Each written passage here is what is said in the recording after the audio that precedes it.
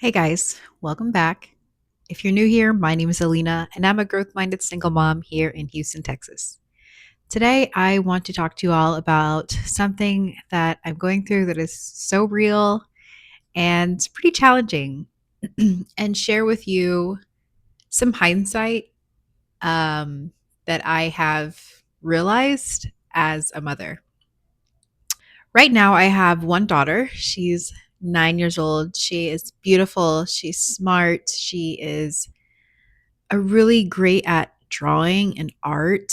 She is very loving and generous and thoughtful. And she's also very strong willed and expressive. Okay, so this means that on one hand, she can be so sweet and writes really thoughtful, emotional letters when she wants.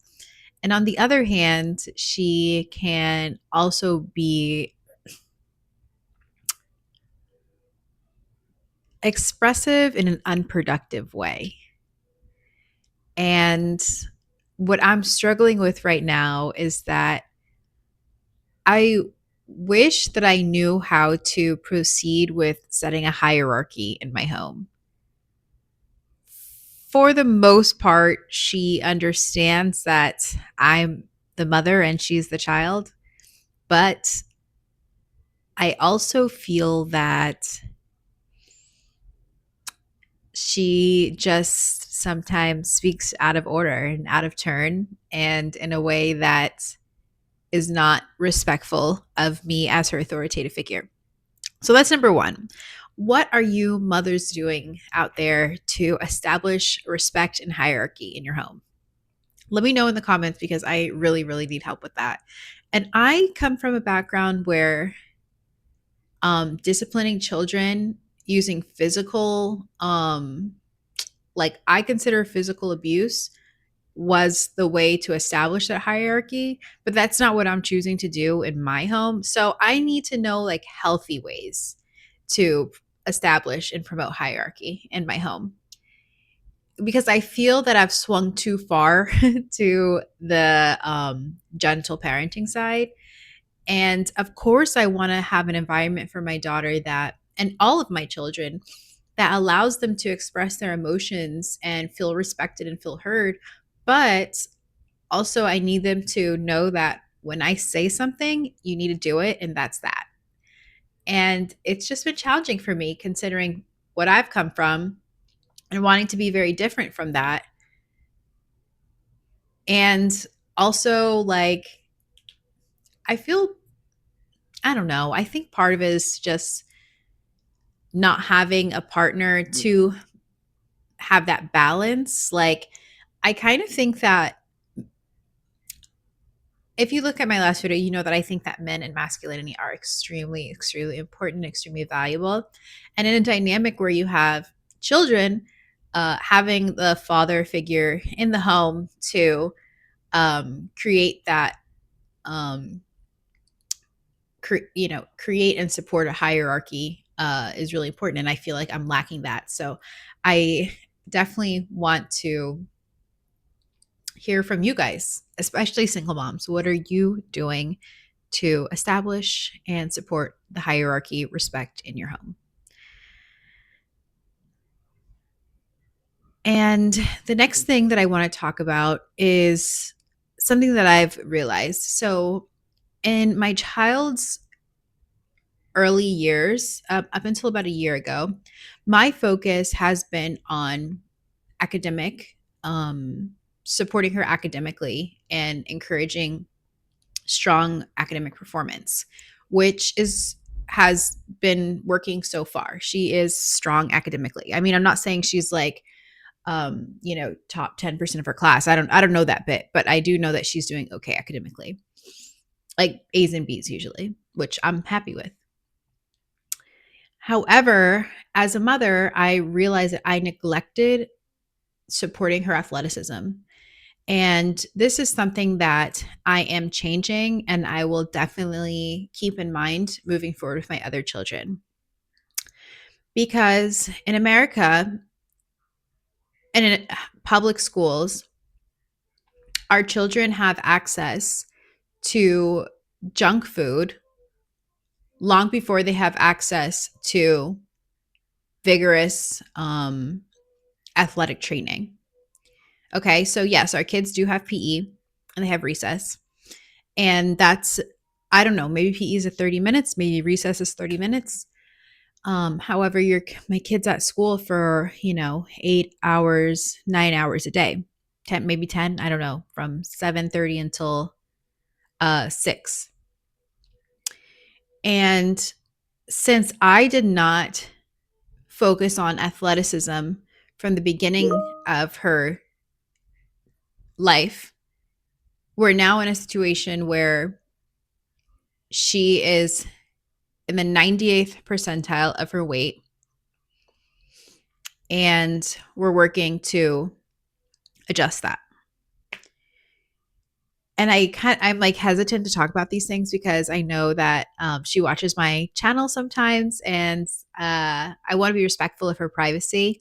But also, these are real things that I'm going through as a mother, and that I would appreciate building community for support in this area. Okay, so with this truth about my child's health, there's a bunch of other things that this affects. Okay, so when your child is in this facing this issue, there are things like insulin resistance that come up, diabetes, and I mean, I don't know what else, because this is what we are facing.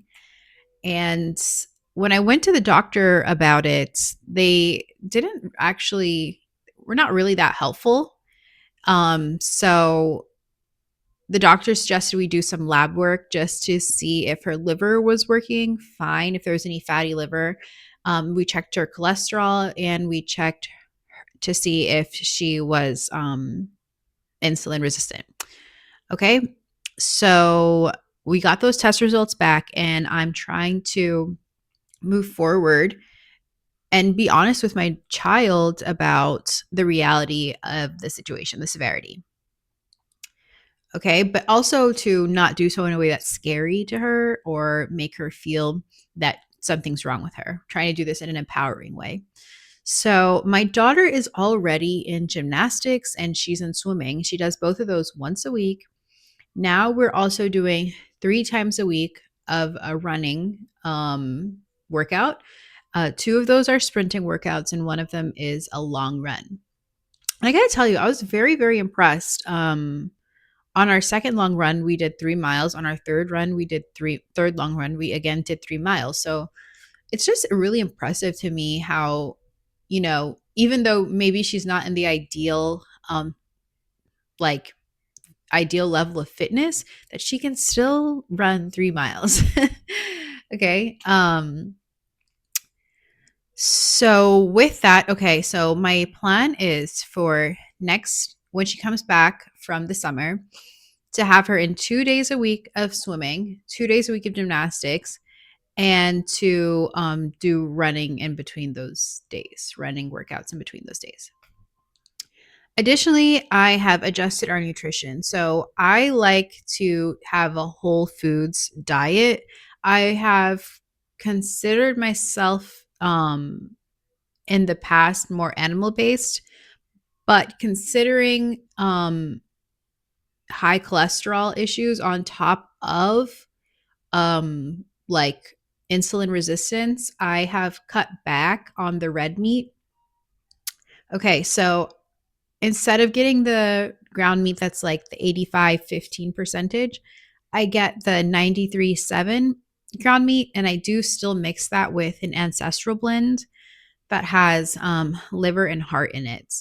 And with that, I will make like burger patties and spaghetti that instead of noodles, I do spaghetti squash and a really nice Whole Foods marinara sauce. I also, oh, and these are, of course, grass fed, grass finished as often as possible. I also do get a whole chicken from the farmer's market, which is really nice. That I like that their chickens are never fed corn or grains. And I'll roast that and we'll eat that throughout the week. And I'll also get some ground chicken because she likes to have those ground chicken meatballs. Okay. And our carbs are coming mainly from things like acorn squash, zucchini, sometimes some beans, and yeah, spaghetti squash, butternut squash, and sometimes we'll do a sweet potato and fruits. However, whereas before I would allow her to just have as many fruits as she wants, these days I'm doing like a 1/4 cup of fruit with like her lunch or something. Okay, so I can go through and share you with you guys like step by step, meal by meal what I'm doing, but I will tell you that I was not recommended a dietitian from my doctor. It something like my doctor was saying that he couldn't refer me to a dietitian or nutritionist. Honestly, I'm not sure the difference. This is like all still pretty new to me.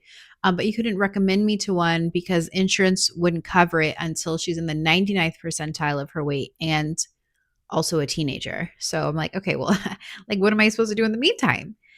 And so what I did do was I went to Chat GPT and I typed in the type of foods that I like to eat and I asked for recommendations on serving sizes. And like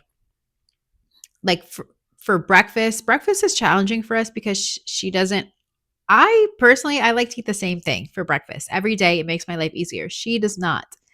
And so then I'm having to like struggle to think about, okay, what can I get her for breakfast? And if I change breakfast from one day to another, how does this affect what I need to serve her in the rest of the day?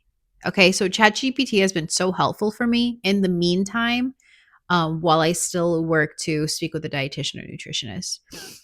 Um, okay, so that's what I have been doing since getting the test results back.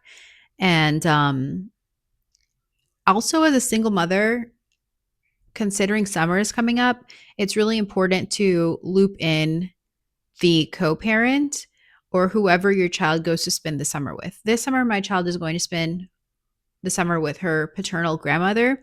So it was very important to me to loop her into what we're facing. This is, my attempt to build community here, to build the village. And when I talked to her about it, she was very receptive and she had expressed the same concerns that I had already been feeling. And we came up with a plan for Phoenix. I'll be sharing my nutrition plans with her, and we also got her signed up on some swim camps, summer camps to keep her active. Okay, but I did want to talk about the emotional aspect of something like this on children that I wish I would have known from the beginning so that I could have focused equally on academics and athleticism. In school this year has been very challenging behaviorally because my child experienced a lot of kids picking on her for her weight and saying cruel things. And I didn't act upon it immediately because I'm the kind of parent who I'll receive my child's like stories and what she tells me, and I give her space to make adjustments on her own. But as time passed, I found that these were her friends that were making fun of her, and she was still choosing to be friends with that same friend group. Therefore, the like roasting is what they're calling it these days. It wasn't stopping. It was continuing. So we had a very emotional conversation about it, and I decided to move her from her homeroom into a different classroom where I knew that there were kids who were they were kids who I knew that she liked, who were also like kinder, I guess, like less dramatic, less involved in the roasting.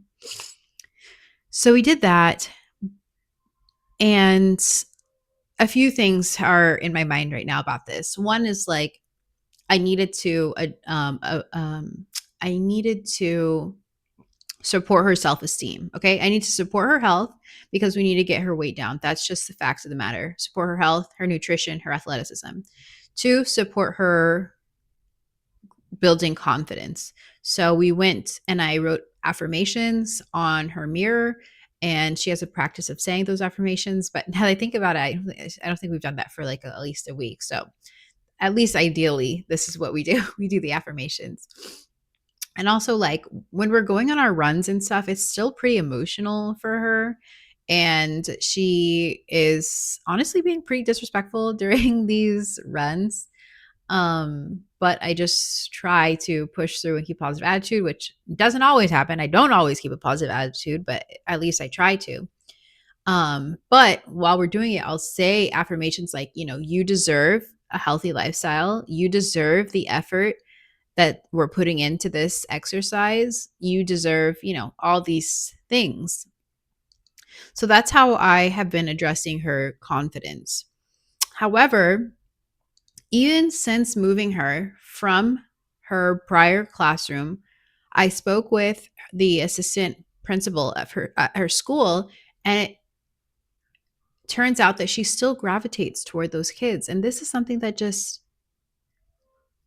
like, I don't know the word. It just confuses me. I'm like, we went through all this to get you into a new environment, and still you want to be around the people who don't make you feel good. We had a whole conversation about multiple conversations about what a good friend is and how a good friend makes you feel good about yourself. And someone who's not meant to be your friend is someone who makes you feel badly about yourself. So, yeah, I was just looking up online, and it seems that because of the weight issue, okay, she was getting picked on for her weight, and this lowered her self-esteem. And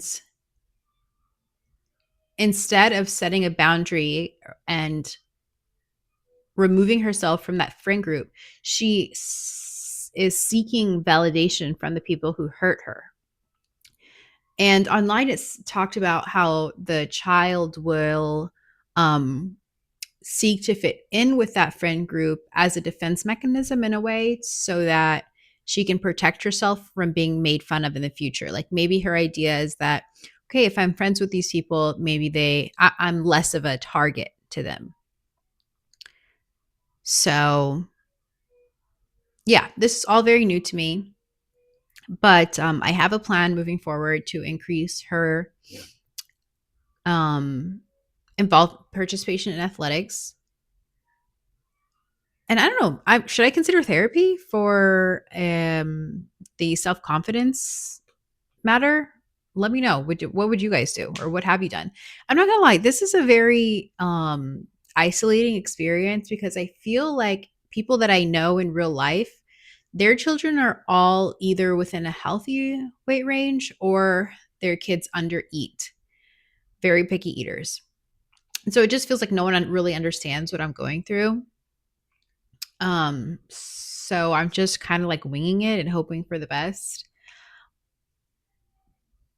And yeah, this is one of those videos where I'm like just being real and raw, and I'm just a random person on the internet, a random single growth-minded single mom here in Houston, and I don't have it all figured out, and I have not done everything right from day one, obviously. But I want to make changes because I want more children, and because all of my children deserve to have healthy, athletic bodies, to have growth mindsets, and to be supported by their community, which starts with support from mom. So let me know what you guys think. If you have any advice, let me know in the comments. Thank you so much for watching this video until the end, and I really, really appreciate it. Okay, take care.